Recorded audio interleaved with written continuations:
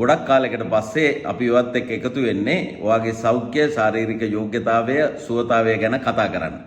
වර්තමානයේ වෙනකොට ලංකාවේ පුද්ගලයන්ගේ ශාරීරික සෞඛ්‍ය මට්ටම මානසික සෞඛ්‍ය මට්ටම මොන වගේ තැනකද තියෙන්නේ?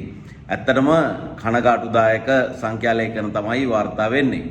කෙසේ වෙතත් අපි දන්නේම නැතුව එහෙම නැත්නම් අපි ශ්‍රී ලාංකිකයෝ විදිහට දන්නේම නැතුව අපේ ආයු අපේක්ෂාව අඩු වෙලා යන්නේ ඇයි? ඒ වගේම තමයි අපේ ජීව ගුණය එහෙම නැත්නම් වයිටැලිටි අපේ quality of life මේ විදිහට සීග්‍රෙන් පල්ලෙහාට යන්නේ ඇයිද කියන කාරණය පිළිබඳව තමයි මම අද කතා කරන්න බලාපොරොත්තු වෙන්නේ.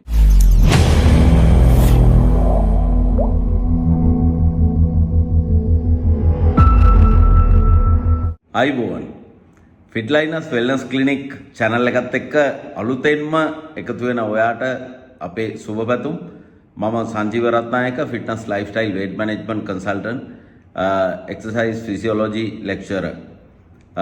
අපි ගොඩක් කාලෙකින් මේ channel එකෙන් මේ විදිහට හම්බ වෙන්නේ ලොකු නිහඬතාවයකින් පස්සේ.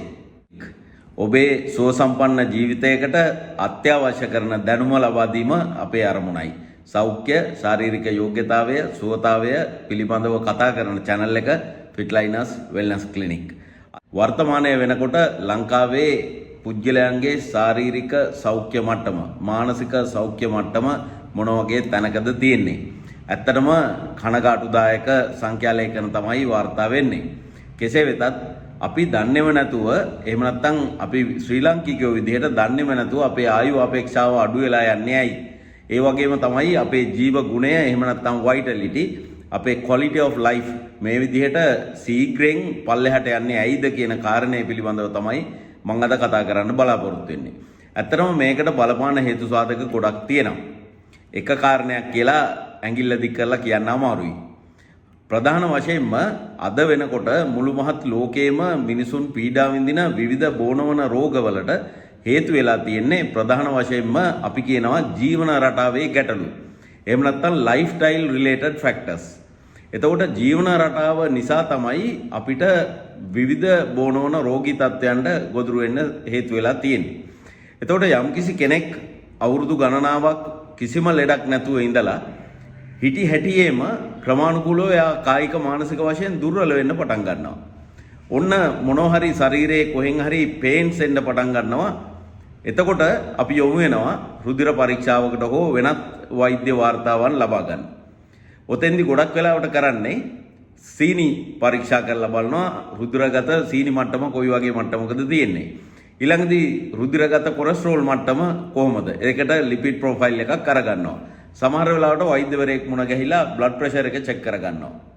ඒ විතරක් නෙමේ සමහර අය විශේෂයෙන් ජිම් වලට යන අය තමන්ගේ ශරීර සංයුති පරීක්ෂාවක් කරගන්න අවස්ථාත් අපි දැකලා තියෙනවා. ඒක බොහොම හොඳයි.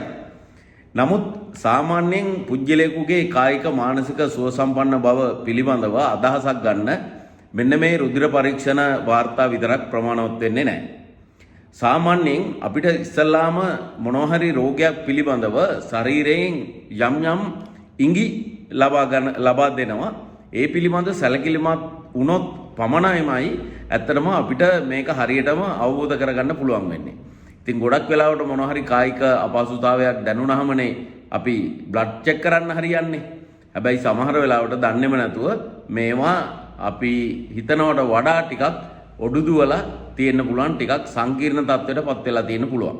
විශේෂයෙන්ම පිළිකා රෝගී තත්ත්වයන් වගේ ගත්තහම හිටි අඩියේම ඩොක්ටර්ස්ලා කියනවා you have a cancer. ඔයාට කැන්සර් එකක් තියෙනවා කියලා. සමහර වෙලාවට බැලුවහම සර්ජරි එකක් ඉමීඩියට්ලි කරන්න වෙන තත්ත්වයක් තියෙනවා. එහෙම නැත්නම් සමහර වෙලාවට මොනවා හරි ශරීරයේ අත්‍යවශ්‍ය අවයවයක අග්න්‍යාසය, ආමාශය, ඔයගේ පෙනහළු, වකුගඩු මේ වගේ මොනවා හරි විශේෂ අත්‍යවශ්‍ය ඉන්ද්‍රියයන්ගේ අකර්මණ්‍යතාවයක් දැක ගන්න පුළුවන් වෙනවා. මෙන්න මේ වගේ වෙලාවට ඇත්තටම අපි ගොඩක් අසරණ වෙනවා. ජීව ගුණය කියන එක ගැන හිතා ගන්නවත් බැරි විදිහට අරුබුදයකටපත් වෙනවා. මොකද අපේ පළවෙනිම අවධානය යොමු වෙන්නේ ජීවිතේ රැක ගන්න. අසනීප තත්ත්වය මගහරවාගෙන ඉක්මනට සුවපත් වෙන්න. සුවය සෞඛ්‍ය මොකද්ද මේ සංකල්ප වලින් අදහස් කරන්නේ? දැන් සෞඛ්‍ය කියන එක කියලා කියන්නේ බහුමානික සංකල්පයක්. ඒ කියන්නේ විවිධ පැතිකඩයන් ගොඩක්කින් නිර්මාණය වෙලා තියෙන සංකල්පයක්. පුජ්‍යලයාගේ කායික මානසික සෞඛ්‍ය කියලා අපි වර්ග දෙකකට බෙදනවා. හැබැයි සෞඛ්‍ය කියලා ලෝක සෞඛ්‍ය සංවිධානය විසින් අර්ථ දක්වලා තියෙන්නේ පුජ්‍යලයාගේ කායික මානසික ආධ්‍යාත්මික හා සමාජීය සුව සම්පන්න බව, එහෙම නැතුව වේදනාවන්ගෙන් සහ රෝගාබාධ වලින් තොරව සිටීම පමණක් නොවේ කියලා. ඉතින් ඒ නිසා මේක ඊටමත්ම පුළුල් සංකල්පයක්. බොහෝ දෙනෙක් පුරුදු වෙලා ඉන්නේ Tamanට සැලකිය යුතු මට්ටමේ මොන හරි විශේෂ රෝගාබාධයක් නැත්නම් Taman සෞඛ්‍ය සම්පන්නයි කියලා තමයි හිතාගෙන ඉන්නේ. මේක තමයි භයානකම කාරණේ. මොකද අපි මේ වෙනකොට වර්තමාන ලෝකේ කතා කරන්නේ මේ පරිවෘත්තීය රෝග පිළිබඳව, metabolic diseases. අද වෙනකොට ලෝකයේ පුරා වැඩි වශයෙන් කතා කරන්නේ metabolic diseases, එහෙම නැත්නම් මේ පරිවෘත්තීය ආශ්‍රිත රෝගාබාධ පිළිබඳව. එතකොට පරිවෘත්තීය ක්‍රියා කියලා කියන්නේ මොනවද? සාමාන්‍යයෙන් පුජ්‍යලෙකුගේ පැයක කාලයක්, එහෙම නැත්නම් විනාඩියක කාලයක්, එහෙම නැත්නම් එක දිනයක්, අපි කියමුකෝ ඒකක කාලයක් කියලා. යම්කිසි ඒකක කාලයක් තුල පුජ්‍යලයාගේ ශරීරය තුල සිද්ධ වෙන විවිධ ජෛව රසායනික ක්‍රියාකාරකම් සමූහයක එකතුවකට අපිට කියන්න පුළුවන් පරිවෘත්තීය කියලා. ඉතාමත්ම සරලව විවිධ නිර්වචන රසක් තියෙනවා. එතකොට මේ පරිවෘත්තීය ගැටලු, එහෙම නැත්නම් පරිවෘත්තීය රෝග සඳහා හේතු සාධක වෙන්නේ අපේ ජීවන රටාව. එතකොට අපි දන්නවා අපි ඉතාමත්ම දුෂ්කර ජීවන ගමනකින් වසර දසදහස් ගණනක් ගත කරලා අද වෙනකොට මේ මොඩර්න් සොසයිටි එකට ඇවිල්ලා තියෙනවා. වර්තමාන මේ නවීකරණය වූ සමාජයට ඇවිල්ලා තියෙනවා. හැබැයි අපේ ශරීරය මානව විද්‍යාඥයෝ කියන විදිහට ඒ විදිහටම පරිවර්තනය වෙලා නැහැ.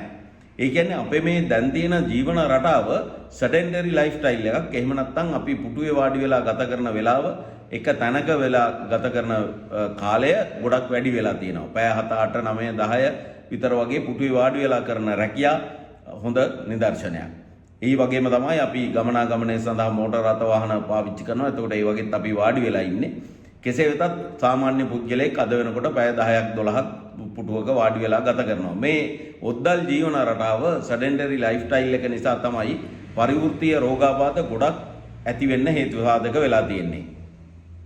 ඒ නිසාම ගොඩක් අය කල්පනා කරනවා මගේ සීනි ප්‍රතිශතය, එහෙම නැත්නම් ශරීරයේ තියෙන සීනි ප්‍රමාණය සාමාන්‍යයි, මගේ කොලෙස්ටරෝල් ප්‍රමාණය සාමාන්‍යයි, මට එහෙම දියවැඩියා රෝගයක් හෝ අධිරුධිර පීඩනය හෝ වෙනත් රෝගාබාධයක් නැහැ. ඉතින් ඒ නිසා මම සෞඛ්‍ය සම්පන්නයි කියලා. නමුත් සෞඛ්‍ය සම්පන්න බව කියලා කියන්නේ ඒක නෙමෙයි කියලා අපි කලින් කතා කරගත්තනේ. ඒ වගේ අවස්ථාවකදී අපි කියනවා මේක පසුකාලීනව ඇතිවිය හැකි රෝගාබාධ තත්ත්වයන් සඳහා පදනම සපයන අවධියක් කියලා. ඉතින් ඒ නිසා දැන් රුධිර පීඩනය ගැන බලලා, දැන් රුධිරයේ සීනි මට්ටම ගැන බලලා අපිට අදහසක් ගන්න එක තරම් නිවැරදි වෙන්නේ නැහැ. එතකොට අපි කියනවා මේ modern diseases is silent, slow and lifestyle driven. ජීවන රටාව නිසා, එහෙම නැත්නම් අයහපත් ජීවන රටාව නිසා, එහෙම නැත්නම් අක්‍රියාකාරී ජීවන රටාව නිසා ඇතිවෙන metabolic conditions, එහෙම නැත්නම් මේ පරිවෘත්තීය අක්‍රමිකතා ඔස්සේ ඇතිවෙන පරිවෘත්තීය රෝගාබාධ තත්ත්වයන් මොනවද? සාමාන්‍යයෙන් ඉස්සෙල්ලාම අපිට කියන්න පුළුවන් hyperglycemia, රුධිරයේ සීනි මට්ටම වැඩි. ඒකත් එක්කම ඇතිවෙන අනිත් තත්ත්වය තමයි insulin resistance, insulin ප්‍රතිරෝධතාවය. insulin ප්‍රතිරෝධතාවය තියෙනකොට fatty liver ඇති වෙනවා. මොකද රුධිරගත සීනි ප්‍රමාණය වැඩි, ඒවා අක්මාව ඔස්සේ මේද අම්ල බවට පරිවර්තනය වෙනවා. ඒ පරිවර්තනය වෙන මේද අම්ල අපේ ශරීරයේ තැන්පත් වෙනවා. විශේෂයෙන්ම අක්මාවේ සෛල තුලත් මේදය තැන්පත් වෙන්න බලපානවා. ඒ ඔස්සේ අපේ non alcoholic cirrhosis, එහෙම නැත්නම් fatty liver conditions වලට එනවා. ඊළඟදී chronic inflammation, ප්‍රදාහය තත්ත්වයන්, cellular inflammation, එහෙම නැත්නම් සෛලවල ප්‍රදාහයන්, පටකවල ප්‍රදාහයන් වලට ලක් වෙනවා. යම් කිසි විදියක පටක ඉදිමීමකට ලක් වෙනවා. මොකද අවශ්‍ය කරන රසායනික ද්‍රව්‍ය, ජෛව රසායනික ද්‍රව්‍ය නිසියාකාරව ශරීරයේ ක්‍රියාත්මක නොවන නිසා. ඒත් එක්කම බලපාන ප්‍රදාහය සඳහා බලපාන තවත් හේතු සාධක ගොඩක් තියෙනවා. අපි වෙන වැඩසටහනක ප්‍රදාහය පිළිබඳව වෙනම කතා කරන්න මම බලාපොරොත්තු වෙනවා.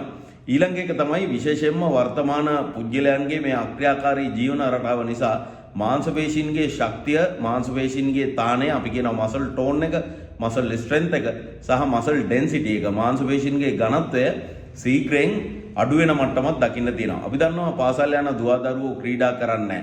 ඒගොල්ලෝ විශාල අධ්‍යාපන බරකින් විභාග බරකින් පෙළෙනවා. ඒගොල්ලන්ට ක්‍රීඩා කරන්න වෙලාවක් නැහැ. තාමත්ම සීමිත දුවදරුවන් පිරිසක් පමණයි ක්‍රීඩා කටයුතු වල යෙදෙන්නේ. ඒ නිසා අර තරුණ අවධියේදී ශරීරය හොඳින් වර්ධනය වෙන අවධියේදී මාංශ පේශීන්ගේ ඝනත්වය සහ ශක්තිමත් බව වර්ධනය වෙන්න අවශ්‍ය කරන පරිසරය නිර්මාණය වෙලා නැහැ. ඉතින් දෙමව්පියන් ඇත්තටම අධ්‍යාපනය සඳහා ළමයිව තල්ලු කරනවා මිසක් ක්‍රීඩා කටයුතු සඳහා එහෙම නැත්නම් ක්‍රියාකාරී ජීවන රටාවක් සඳහා දරුවෝ යොමු කරනවා දකින්න අමාරුයි. පසු කාලීනව වුන් වැඩිහිටියන් වුණාට පස්සේ ඔවුන්ට ඒ අක්‍රියාකාරී ජීවන රටාවටම අනුගත වෙලා අර කම්මැලි ජීවන රටාවකට පුරුදු වෙනවා කියලා මගේ පෞද්ගලික අත්දැකීම් තුලිනුත් මට දැනගන්න හම්බෙලා තියෙනවා. ඊළඟදී අද වෙනකොට අපේ ආහාර පාන රටාව ඈත අතීතයේ ඉඳන්ම විශාල කාබෝහයිඩ්‍රේට් ප්‍රමාණයක් එහෙම නැත්නම් පිෂ්ඨය සහිත ආහාර ලබාගත් જાතියක්. ඒ නිසා අපි අදටත් ගොඩක් කාබෝහයිඩ්‍රේට් අනවශ්‍ය විදිහට පාවිච්චි කරනවා ආහාරයට ගන්නවා. ඒත් එක්කම ප්‍රෝටීන් ගන්න ප්‍රමාණය හරිම අඩුයි. තන්තු ආහාරයට එකතු කර ගැනීම පුදුම විදිහට අඩු වෙලා තියෙනවා. ඒත් එක්කම මානසික ආතතික තත්ත්වයන් හොඳටම වැඩි. ඉතින් ඒ නිසා මේ සියලුම දේවල් වල එකතුව වශයෙන් සමහර අයට නිින්ද යන්නේත් නැහැ. රාත්‍රී සුවපර නිින්දක් ලබා ගන්නත් අමාරුයි. ඊළඟදී අද කාලේ තියෙන ආර්ථික තරංගයත් එක්ක බොහෝ දෙනා වැඩ කරන අය part time jobs කරනවා. අමතර රැකියාවල වෘත්තීන් වල නියැලෙනවා. සමහර වෙලාවට ඔෆිස් එකෙන් ගෙදර ඇවිල්ලා ගෙදර ඉඳන් මොනවා හරි ඔන්ලයින් බිස්නස් එකක් හරි මොනවා හරි දෙයක් කරනවා තවත් අමතර ආදායමක් උපයා ගන්න. ඉතින් මේ හැම එකකෙදිම අපිට සමහර වෙලාවට සුවපර නිින්දක් ලබා ගැනීමේ දැඩි අපහසුතාවයක් තියෙනවා. ඒතකොට නිින්ද නොමැතිකම නිසා ශරීරයට ඇතිවන පරිවෘත්තීය පීඩනය ඉතාමත්ම වැඩි. ඉතින් ගොඩක් බොනෝන රෝගවලට පදනම සපයනවා මේ නිින්ද මදිකම. ඒ නිසා අනාගතයේදී ඉදිරි වැඩසටහනකදී අපි නිින්ද ගැන ටිකක් ගැඹුරින් සාකච්ඡා කරමු. ඊළඟ ගැටලුව තමයි පරිවෘත්තීය රෝග සඳහා හේතු වෙන තව ආකල්පයක් තමයි අපි කෙට්ටුද මහතද අපේ ශරීරයේ පෙනුම අනුව අපි අපේ ශාරීරික යෝග්‍යතාවය සහ සෞඛ්‍ය පිළිබඳව අදහසක් ගොඩනගා ගන්න තියෙන පෙළඹවීම. මහත කෙනෙක් නම් හිතන්න පුළුවන් මම මහත වැඩි, ඇඟ බර වැඩි, අපහසුයි, ඒ නිසා මට ලෙඩ හැදෙන්න තියෙන ඉරකඩ වැඩි, ශරීරයේ බර පොඩ්ඩක් අඩු කරගත්තොත් හොඳයි කියලා. හැබැයි සාමාන්‍ය මට්ටමේ ශරීර දේහ බරක් තියෙන කෙනෙක් හරි එහෙම නැත්නම් ඇඟ ටිකක් ස්ලිම්, හීන්දෑරි කෙට්ටු කෙනෙක් නම් කොහොමදවත් හිතන්නේ නැහැ යා අන්හෙල්දි වෙයි කියලා. එහෙම නැත්නම් එයාට පරිවෘත්තීය රෝගාබාධ වලට ගොදුරු වෙන්න සිද්ධ වෙයි කියලා. මොකද එයා හිතනවා මං එහෙම තරබාරු කෙනෙක් නෙමෙයි, කෙට්ටු කෙනෙක්. ඉතින් මට එහෙම මේ ලොකු අපහසුතාවයක් දැනෙන්නෙත් නැහැ. ඒ නිසා මට නම් ඔය කියන විදිහේ බොනෝන රෝග ඇති වෙයි කියලා මං හිතන්නේ නැහැ කියලා.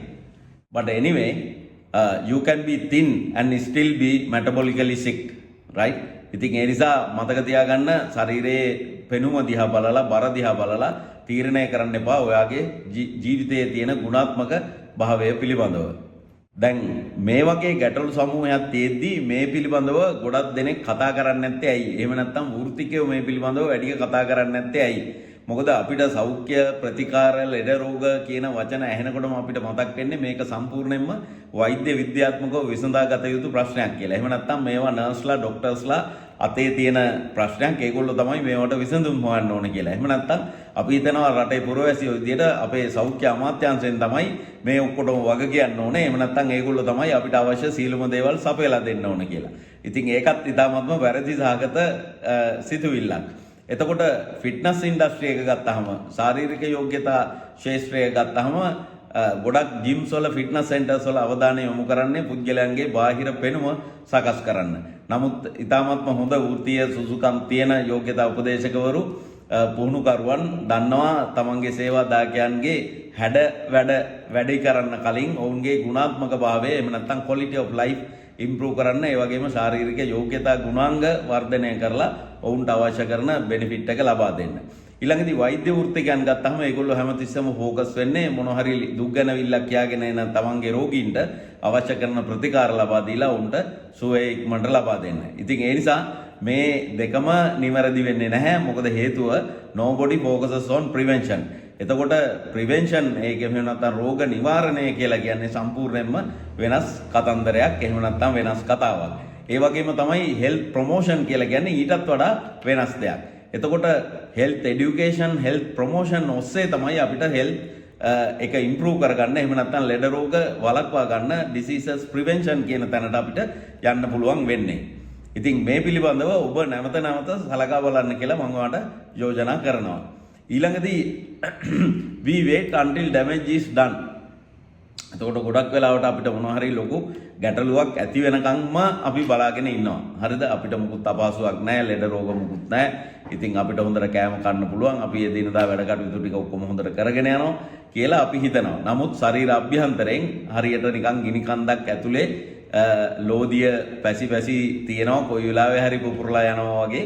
අපි දන්නේම නැතුව ශරීර අභ්‍යන්තරයේ ගොඩාක් පරිවෘත්තීය ක්‍රියාවන් නරක අතට පරිවර්තනය වෙමින් පවතිනවා. මොකද අද කාලේ පරිසර දූෂණය, ආහාරවල තියෙන ගැටලු, ජාන විකෘති කරන ලද ආහාර, සැකසූ ආහාර, ඊළඟදී පරිරක්ෂක විවිධ රසායනික ද්‍රව්‍ය අඩංගු ආහාර, මේකී නොකී සියලුම ගැටලු නිසා අපිට මේවට මුහුණ දෙන්න සිද්ධ වෙලා තියෙනවා. ඉතින් ඒ නිසා විශේෂයෙන්ම මේ මාංශ පේශීන්ගේ ඝනත්වය අඩුවීම, එහෙම නැත්නම් අපි කියනවා සාකෝපීනියාව කියලා, කංකාල පේශී ස්කන්ධය අඩුවීම විශාල ගැටලුවක්. ඒ ඔස්සේ වගේ පරිවෘත්තීය ශීඝ්‍රතාවය ගොඩාක් අඩු වෙනවා. රයිට්? ඒ ගැනත් අපි වෙන වැඩසටහනක ඒ ගැන විතරක් කතා කරමු. ඒ නිසා අපිට ෆිට්නස් කැපැසිටි එක, අපේ ශාරීරික යෝග්‍යතා මට්ටම දැවැන්ත විදිහට අඩු වෙනවා. කායික ධාරිතාවය, ශරීරයේ ශක්තිය, දරා ගැනීමේ හැකියාව, වේගය, ජවය, බලය වගේ යෝග්‍යතා ගුණාංග අපිට අහිමි වෙනවා. ඉතින් මේවත් එක්ක අපි අපේ ෆිසිකල් රෙසිලියන්සි, එහෙම නැත්නම් අපේ භෞතිකව කායිකව ඔරොත්තු දීමේ ගුණය තාමත්ම වේගෙන් අඩු වෙගෙන යනවා. ඒ නිසා ඒකත් එක්ක අපේ ප්‍රතිශක්තිකරණ පද්ධතියට දැවැන්ත විදිහක හානියක් සිද්ධ වෙනවා. ප්‍රතිශක්තිකරණ පද්ධතිය වේගෙන් බිඳ වැටෙනවා. ඉතින් මෙන්න මේ වගේ දේවල් නිසා තමයි අපි මේ කියන කරුණු කාරණා පිළිබඳව අවධානය යොමු කරගන්න අවශ්‍ය වෙන්නේ. If you want to live long, strong and independent life, you must understand health before disease arrives. This channel is existing to educate you, not to scare you. Stay with us. So, මේ දැනුම ප්‍රයෝජනයට අරගෙන ඔයාට පුළුවන් ඉතාමත්ම නිරෝගී ශක්ති සම්පන්න ජීවන රටාවක් ගොඩනගා ගන්න. අපේ සෞඛ්‍ය සහ ශාරීරික යෝග්‍යතාවය පිළිබඳ සාක්ෂරතාවය, හරි health and fitness literacy rate එක improve කරගත්තොත් තමයි අපිට සෞඛ්‍ය සම්පන්න ජීවන රටාවක් සඳහා යන්න පුළුවන් වෙන්නේ. ඉතින් ඒ නිසා ෆිට්ලයිනර්ස් වෙල්නස් ක්ලිනික් channel එකත් එක්ක නැවත ඔයා සම්බන්ධ වෙයි කියලා අපි ඉදිරියේදී බලාපොරොත්තු වෙනවා. වටිනවා කියලා හිතෙනවා නම් ඔබේ ආදරණීයයන් සමග මේ කන්ටෙන්ට් එක ෂෙයා කරගන්න, channel එක subscribe කරන්න, like කරන්න, ඔයාගේ තියෙන සෞඛ්‍ය ශාරීරික යෝග්‍යතා ගැටලු කමෙන්ට් එකකින් අපිට ඉදිරිපත් කරන්න. ඒව ගැනත් අපි ඉදිරියේදී කතා කරන්න බලාපොරොත්තු වෙනවා. 2026 වසර තාමත්ම ජයග්‍රාහී, ශක්ති සම්පන්න, නිරෝගී සුබ නව වසරක් වේවා කියලා ප්‍රාර්ථනා කරනවා. සියලු දෙනාටම බොහොම ස්තුතියි.